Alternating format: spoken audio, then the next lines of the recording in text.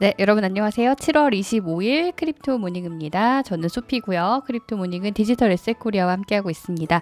자, 일요일 아침 오늘 시장은 좀 혼조세가 나타나고 있는데요. 비트코인이나 이더리움은 소폭 오르고 있지만 나머지 알트코인들은 좀 조정을 받고 있는 모습입니다. 코인 마켓캡 통해 확인해 보시면요. 네, 비트코인 7거래일간 5%, 이더리움 8%. 자, 이렇게 주간으로도 상승세로 돌아섰는데요. 그리고 가격도 1%가량 상승하고 있습니다. 하지만 알트코인들은 좀 하락하는 모습이 역력하죠. 이더리움 클래식 하드포크 마치고 오르고 있고, 또 인터넷 컴퓨터 같은 경우도 많이 오르고 있는데요. 그 밖에 디지털 자산들, 알트코인들은 좀 조정을 받는 것들이 더 많은 것 같아요. 자, 업비트로 넘어가 보시죠. 업비트에서 비트코인 4천만 원을 넘길까 말까. 자, 지금 기로에 서 있는데 1% 정도 하락하고 있습니다. 거래량은 많이 올라왔습니다. 어제는 좀 밑에 있었죠. 자, 이더리움 클래식이 거래대금 제일 많고요. 플로우 도지코인 등도 거래량 상위에 올라왔습니다. 자, 이렇게 주요 분위기들 좀 살펴봤고요. 뉴스 확인해 보시죠. 100억 달러 자산을 운용하는 스톤리지 자산운용이 비트코인 펀드 조성 계획을 밝혔습니다. 블룸버그의 마이크 맥글론이 비트코인이 2만 달러로 하락하는 것보다 6만 달러까지 회복할 가능성이 크다고 내다봤습니다. 코인베이스의 도지코인 투자자들을 중심으로 한 집단 손해배상 청구 소송에 악재가 직면했다는 보도가 나왔습니다. 미국 연준이 이틀 일정의 FOMC 회의를 다음 주에 엽니다. 테이퍼링 등 통화 정책에 대한 추가 논의가 나올지 주목됩니다. 터키 정부가 이르면 오는 10월 디지털 자산 규제 법안 초안을 발의할 예정입니다. 메타버스 기술업체 메타버스 AI가 폴리곤 등으로부터 수백만 달러 규모의 투자를 유치했다고 밝혔습니다. 이더리움 클래식이 마그네토 하드포크 업그레이드를 완료했습니다. 태국 시아문행이 규제형 디파이에 몰두 중이라는 코인텔레그래프의 보도가 나왔습니다. 자, 일단 첫 번째 뉴스로 100억 달러 규모의 자산을 운용하고 있는 스톤리지 자산 운용에서요. 비트코인 펀드를 조성할 계획을 밝혔다고 합니다. 한 100억 달러 정도면 규모 꽤 큰데, 그리고 NYDIG라는 곳의 모회사이기도 한 회사인데요. 직접적으로 비트코인에 투자하는 건 아니고요. 간접 투자 방식으로 투자를 할 예정이라고 합니다. SEC에 제출한 자료인데 날짜는 7월 26일자, 그러니까 내일 날짜로 제출을 한 건데요. 일단 사전에 공개가 된 거죠. 개방형 투자 신탁 형태로 운용을 할 계획이라고 하는데 코인 선물 계약을 활용을 할 예정이라고 하네요.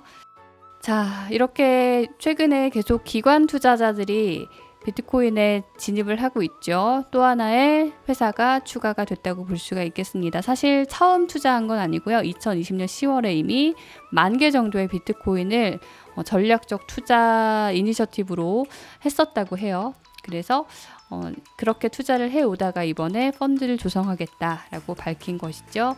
코인텔레그래프가 짚는 대로, 그리고 어제 제가 한번 전해드렸던 대로 디지털 자산이 이 투자자들에게 또 하나의 투자 포트폴리오가 돼가고 있다. 이게 좀 대세인 것 같다라는 분석도 나오고 있습니다. 자, 그리고 연준의 이자율 발표에 대한 기사가 나왔습니다. 연준이 현지 시간 수요일 정도에 또 이자율 결정에 대한 발표를 하고, 그리고 30분 뒤에 파월 의장이 또 발표를 할 예정인데요. 그리고 지금 제일 주목받는 게 사실 8월에 열릴 잭슨홀 미팅이기 때문에 이때 테이퍼링이 나올 거냐 나오지 않을 것이냐, 이거에 대한 지금 기대감이 큰 상황입니다. 이번에 나오기는 조금 이르고요. 그렇기 때문에 이번 연준이 과연 델타 변이가 다시 퍼지고 있는 이 상황에서 어떻게 대처할 것인가에 대한 관심이 쏠릴 수밖에 없고, 미국뿐 아니라 이렇게 많은 중앙은행들이 이번 주에 이자율 결정을 한다고 해요. 예를 들면 캐나다도 그렇고, 아시아에서는 일본이 그렇고요. 유럽에서도 이런 발표들이 나올 예정이어서 이번 주에는 전 세계 경기를 중앙은행들이 어떻게 판단하고 있는지에 대한 가늠을 좀 해볼 수 있는 중요한 주가 될 거라고 생각이 되네요. 그리고 코인텔레그래프가 이번 한 주를 정리한 걸 짧게 정리를 해보면요. 일단 스페이스X가 비트코인을 보유하고 있다라는 이야기가 나오면서 조금 시장의 투심이 되살아난 모습이었죠. 그리고 앨런 머스크 역시 굉장히 호의적인 발언을 해서 캐시우드나 잭도시도 마찬가지고요. 시장의 투심을 좀 끌어올렸습니다. 도지코인의 거래량이 2분기에 10억 달러 정도까지 늘어났다고 하는 소식. 도지코인 지금 업비트에서도 거래량 많이 늘어나고 있고요.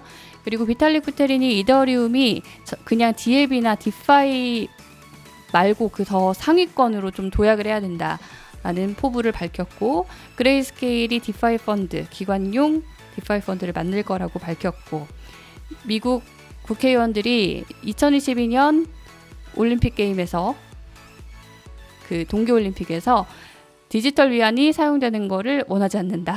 이렇게 이야기를 했었고요.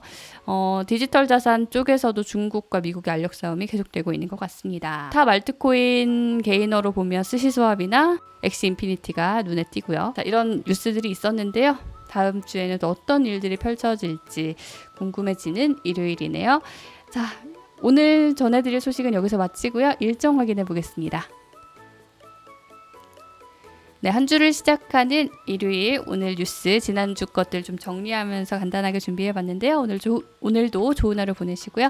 내일 다시 인사드리겠습니다. 고맙습니다.